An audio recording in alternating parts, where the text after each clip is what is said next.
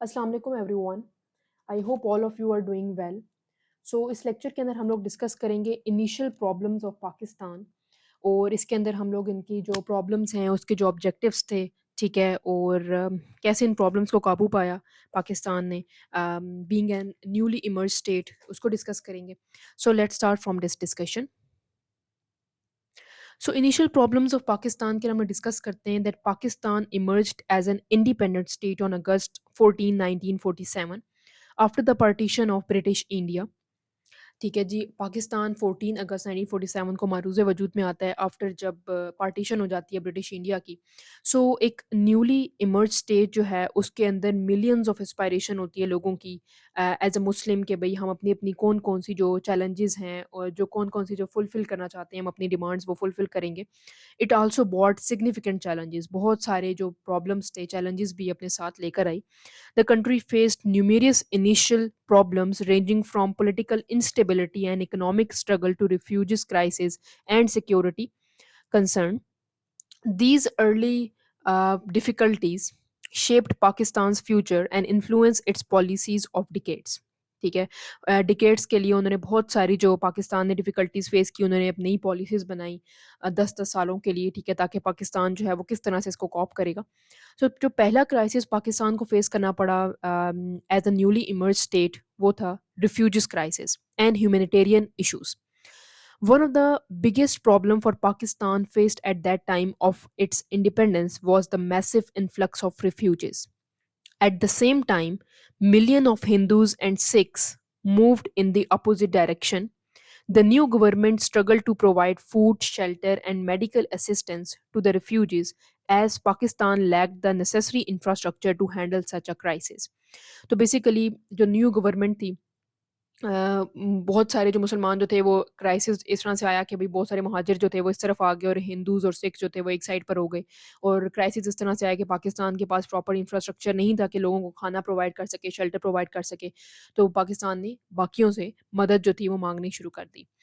Division of assets and economic challenges, ये भी एक बहुत बड़ा चैलेंज था। According to partition plan, Pakistan was entitled to 17.5% of British India financial reserves.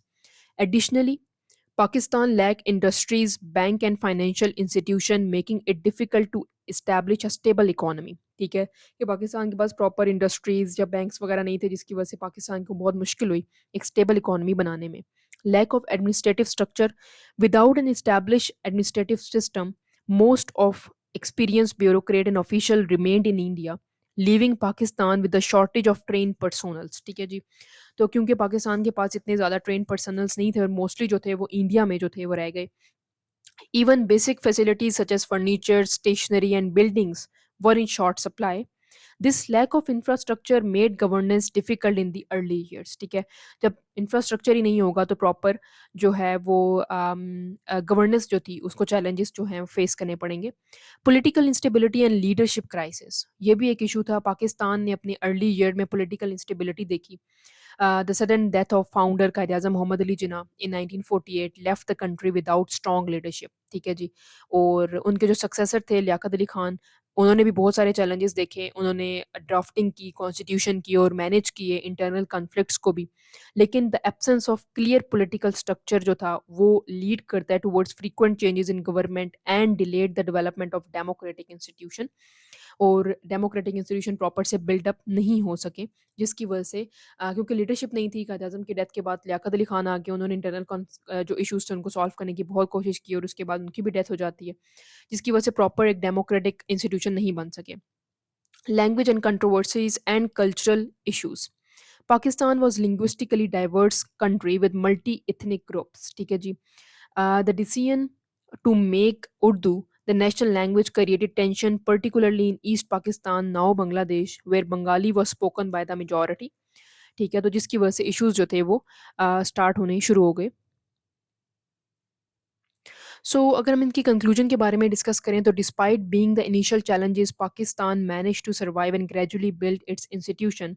The strong will of its people and leaders help overcome many difficulties. The early years were crucial in shaping the country's identity and laying the foundation for its future development. Still, Pakistan ने सब जो issues थे उनको survive किया, और now Pakistan एक emerged state है, ठीक है जी। और अभी भी still Pakistan is facing a lot of numerous challenges, ठीक है, but still Pakistan is कॉपिंग up with these challenges. And ये इनिशियल चैलेंजेस की हम लोग ने बात की। So that's all from my side. If you have any queries you can ask me in the comment section. Please like, subscribe and share my channel. Keep supporting. Thank you so much for watching.